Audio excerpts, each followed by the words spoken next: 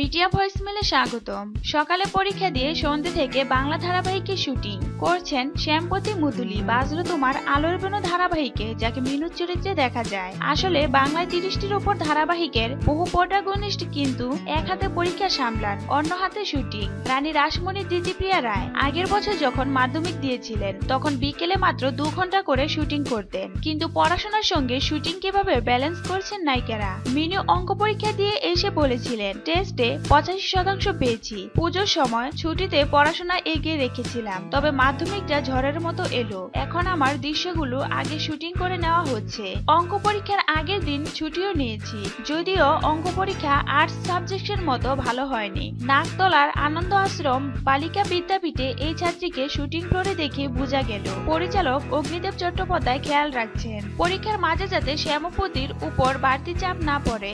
এদিকে নায়িকার দুই নায়ক ইন্দ্রাশিস রায় আর রাহুল দেব রায় তাকে যেমন প্যাম্পার করেছেন, তেমনি তার সঙ্গে ইয়ারকেও মারছেন। রাহুল বলেছিলেন, আমি ফিল্ম স্টাডিজ আর মাস্টার্স কমিউনিকেশনে মাস্টার্স করার পর এখন শুটিং করছি, আর শ্যামপতির জন্য দুদিক ব্যালেন্স করা কতটা কঠিন বুঝতেই পারছি।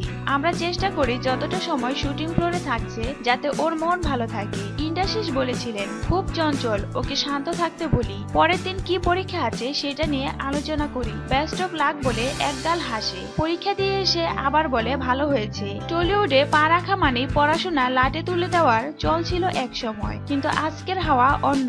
শুটিং সামলে পরীক্ষাটা যাতে ভালো হয় তার জন্য পরীক্ষার্থীর পাশাপাশি তৎপর পুরো শুটিং ফ্লোর। ভিডিওটি ভালো লাগলে লাইক, কমেন্ট ও শেয়ার করুন। এই ধরনের আরো ভিডিও পেতে মিডিয়া ভয়েসমেলের সাথে থাকুন।